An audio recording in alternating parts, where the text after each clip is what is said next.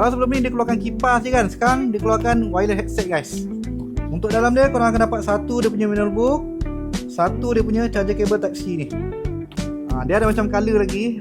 Macam aku ambil ni color silver Untuk dia punya tempat telinga ni, dia adjustable lah, boleh bergerak kiri dengan kanan kan. Bertujuan bila korang letak kat orang punya bahu tu, dia akan jadi macam ni. Nak macam ni pun boleh lah. Bila kita pakai memang selesa Sebab apa? Dia punya span kat sini memang tebal, lepas tu lembut lah. Atas ni pun dia jenis lembut guys. Dekat atas ni pun lembut lah. Dia jenis skin friendly, tak akan menyakitkan korang punya kulit kepala ataupun korang punya telinga ni. Untuk battery capacity dia 25 mAh. Untuk transmission distance dia 10 hingga 15 meter, memang jauh guys. Bluetooth version dia 5.4. Bila korang tengah dengar lagu kan, dia mampu bertahan sehingga 3 hingga 4 jam lah. Memang terbaik.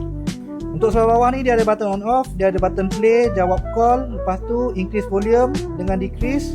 Lepas tu dia ada TF card kat sini guys. Dan satu lubang ni dia ada feature untuk korang cocok audio jack dengan korang charge punya device ni.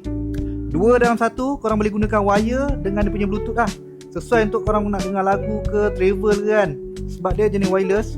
So kat mana korang dapatkan ni? Bluetooth speaker, headset ni, harga murah, macam-macam color ada. Design terbaru daripada Gujodok, korang boleh tekan link. Wah.